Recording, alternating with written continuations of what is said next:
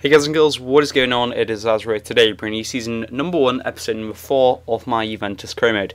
So finally we're getting into the games here. Obviously the first 3 episodes were all focused around transfers, and this is the first game of the actual season. It's not friendly or anything, this is the Serie A, and there was no real highlights to show of the first half. Obviously we are against Parma away. If you didn't see from there and you saw my starting lineup, obviously Neymar making his first appearance, Juventus actually getting us off to a pretty good start, 1-0 there. The main thing that I was trying to do was trying to pick out, the weaknesses and strength in the team as I was playing with them, and trying not to concede in the first half. And Neymar does get us a second goal here.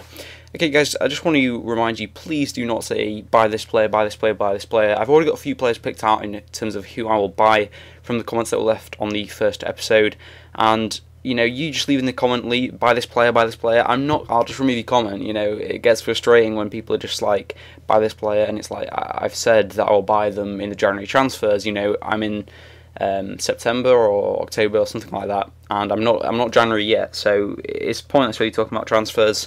But yeah, I just thought I'd get that off my chest rather than raging at people in the comments.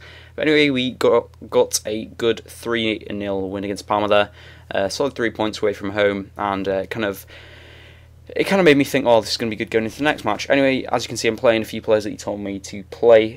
Isla as well is playing. I'm really enjoying this team, actually. There's a few players in it that just make it very good. The other problem I've found is, as I've kept playing, because obviously I have to be in front of where you guys are, if you understand what I mean. Obviously, when I'm playing it recording, I'm ahead of where you guys are watching. And the one thing I've found is that I actually get a lot of games back to back to back, and the problem with the squad is that we've got some great players, but it's kind of like a very good first team, and other than that, it's kind of an average. We've got a lot of 70s, 77s type players, and it means that the team as a whole is very good, but then once you start getting injuries, suspensions and games back to back where you have to mix and match the team, it's not so great, and that is one thing I've really found. It's become a bit of a problem. Anyway, we've given away a penalty there after being 1-0 up, and it was down to Buffon, as you can see, the 85th minute. Oh, and I was like, no, and luckily I could tell that he's going to go straight down the middle. Buffon saving us there, getting us a 1-0 win again away from home, Juventus being the difference this time. Next we go on to Siena, I believe that's how you say it. Again away from home, stay 3 matches away from home to start the Serie A, so we've got 6 points so far. And I believe that's Asamo, yes, to get us into winning ways again. 9th minute scoring there. I love the Juventus third kit. It's not the away kit. The away kit's an all black kit, if you're wondering. The home kit is just like the badge with the white and black. And then the third kit, which is what I've got now, is like pink with a star, and then the rest of it's black. It's really cool.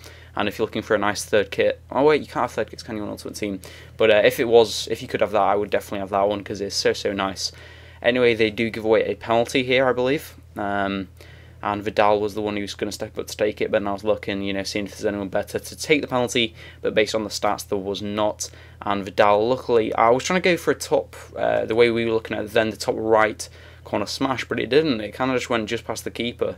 But I got enough power, and I don't think he would have saved it anyway, but I was pretty lucky, to be honest. I mean, if the keeper had stuck a hand out, he probably would have saved that. I mean, in real life, he probably would have saved that, to be honest, because it really was not that great of a penalty, but whatever, it got us the goal, and it made it 2-0.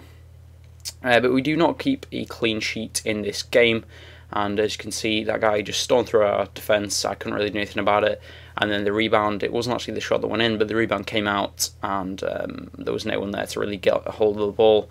And Buffon, one thing I've noticed about Buffon, actually, he's a very good keeper, by the way. People are saying, oh, buy this player, buy this player. Buffon's great for the first season, and as you can see, another 3 points there, so we've got 9 points out of 9. The thing about Buffon, I find, is that he's a great keeper. He's just a bit slow because of his age, and it's a bit of a problem sometimes, but he's a very good keeper. So playing Vucinic again, we've got Isla on the left mid because he can play there, and there was literally no highlights to show you whatsoever. We were not close to scoring at any point, and neither were they really.